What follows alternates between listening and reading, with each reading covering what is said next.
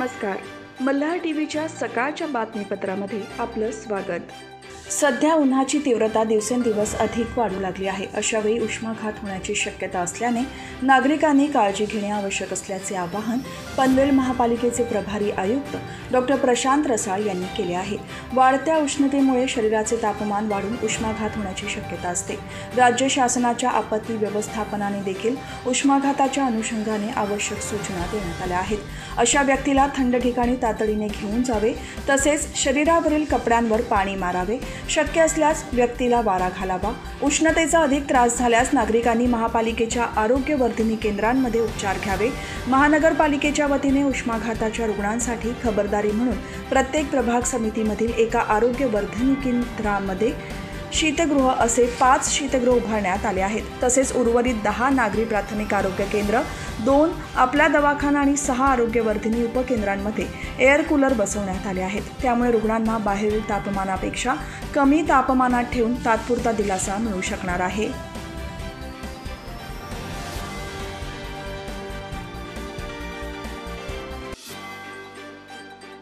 Panvel railway स्थानकाबाहेरील बेशिस्त रिक्षा चालकांवर कारवाई करण्याची मागणी प्रवासी वर्गाने पनवेल वाहतूक शाखेकडे केली आहे.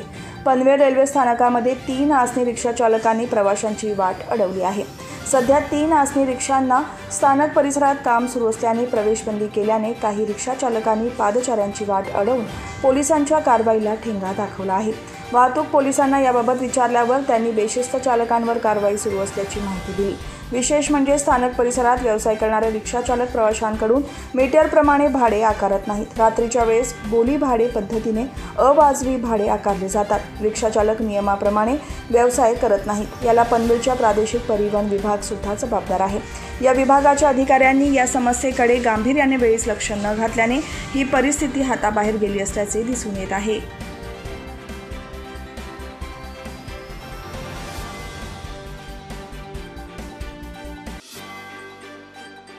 पनवेल महानगरपालिका ITH स्कूल्स यांच्या संयुक्त विद्यमाने इंग्रजी माध्यमाचे स्टेट बोर्डचे 2री आणि 5वीचे वर्ग सुरू करणार आहे. या वर्गामध्ये प्रवेश देण्यासाठी अर्ज मागवण्याची सुरुवात झाली आहे. या प्रवेश प्रक्रियेला पहिल्याच दिवशी नागरिकांचा चांगला प्रतिसाद दिसून आला. सुमारे 40 प्रवेश अर्ज भरण्यात आले. 10 मे 2024 रोजी दुपारी 3 वाजेपर्यंत हे प्रवेश अर्ज स्वीकारले जाणार आहेत. 20 मे 2024 रोजी सकाळी 11 वाजता प्रवेशासाठीची लॉटरी जाहीर होणार आहे. हे प्रवेश अर्ज भरण्याची वेळ सकाळी 10 ते दुपारी 3 वाजेपर्यंत राहील, अशी माहिती पनवेल महानगरपालिकेच्या वतीने देण्यात आली आहे.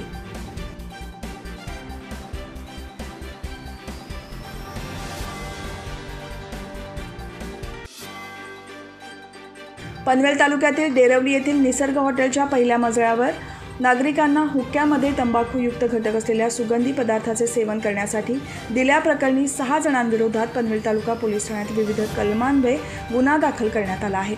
निसर्ग हॉटेलच्या पहिल्या माळ्यावर हुक्का पिण्यासाठी देत असल्याची माहिती पनवेल तालुका पोलिसांना मिळाली होती. त्यानुसार पोलिसांनी छापा टाकला असता पहिल्या माळ्यावर काही व्यक्तींना हुक्क्यामध्ये निकोटीन आणि तंबाखूयुक्त घटक असलेल्या सुगंधी पदार्थांचे सेवन करण्यासाठी देत असल्याचे दिसून आले. त्यामुळे तेथील 6 जणांविरोधात गुन्हा दाखल करण्यात आला असून पोलिसांनी या ठिकाणाहून हुक्का पॉट, विविध डबे असे साहित्य जप्त केले आहेत.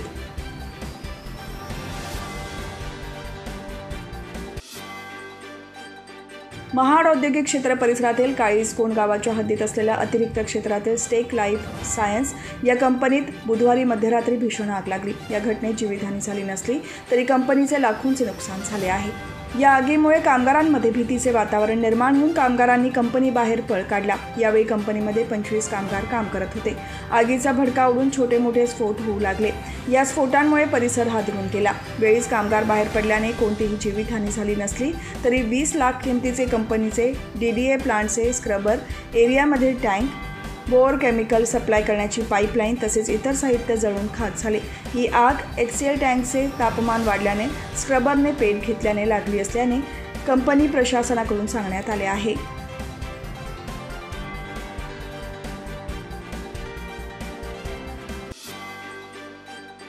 मुलांच्या उपजत असलेल्या कलागुणांना प्रोत्साहन देण्यासाठी भक्ती पाठारे या युवतीने एक अनोखा उपक्रम राबवला आहे. तिने 5 ते 12 या वयोगटातील मुलांसाठी नैसर्गिक रंग तयार करून क्राफ्ट, बोटांच्या ठशातून कलाकृती रेखाटन, चित्रकला या विषयावर मार्गदर्शन करून त्यांच्याकडून करून घेतले. कॉफी आणि हळद यांचा वापर करून मुलांना बेसिक रंग कसे वापरायचे, त्यातून आपली हस्तकला, चित्रकला कशी साकार करायची हे शिकवले। ही कार्यशाळा उरणमधील पाठारेवाडीत 12 ते 14 एप्रिल दरम्यान घेण्यात आली। कार्यशाळेत 15 मुलांनी सहभाग घेतला होता।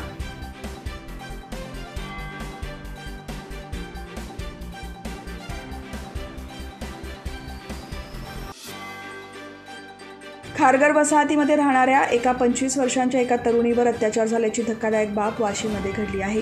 याबाबत पीडित तरुणीने खारघर पोलिसांना दिलेल्या तक्रारीमध्ये मागील 2 वर्षात वाशीमध्ये राहणाऱ्या एका व्यक्तीने हा अत्याचार केल्याचे सांगितल्यावर पोलिसांनी याबाबत बलात्कार आणि फसवणुकीचा गुन्हा या व्यक्तीविरोधात नोंदवला आहे।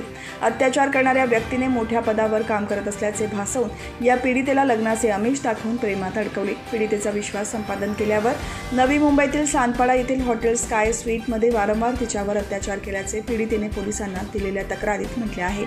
धक्कादायक बाब म्हणजे अत्याचार करताना त्याने पीडितेचे चित्रण केले। पीडितेने इतर कोणाशीही लग्न केल्यास संबंधित चित्रण समाज माध्यमांवर प्रसारित करण्याची तसेच जो कोणी पीडितेशी लग्न करेल त्याला सुद्धा पाठवण्याची धमकी दिली। त्यामुळे पीडितेचे लग्न मोडले।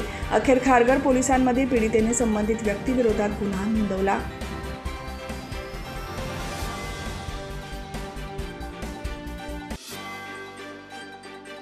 कोकण मराठी साहित्य परिषदेच्या मधुबन कट्ट्यावर आयोजित कार्यक्रमात किशोर पाटील लिखित दिग्दर्शित मतदान करू या पथनाट्याचे सेवा केंद्राच्या शिक्षकांनी सादरीकरण केले। ज्येष्ठ नागरिक अशोक म्हात्रे यांच्या अध्यक्षतेखाली झाला। यावेळी चंद्रकांत मुकादम, प्रकाश पाटील, देवदत्त सूर्यवंशी, NM पाटील, नारायण भोईर, मीरा बिद्र यांची प्रमुख उपस्थिती होती। यावेळी नृत्य दिग्दर्शक अमृत म्हात्रे, जलतरणपटू सारा पाटील, जयदास पाटील यांना जीवन गौरव पुरस्काराने सन्मानित करण्यात आले। तर कवी संमेलनामध्ये संजय होळकर, अनूप शिवकर, मच्छिंद्र म्हात्रे, भरत पाटील, अशोक म्हात्रे यांनी कविता सादर केल्या।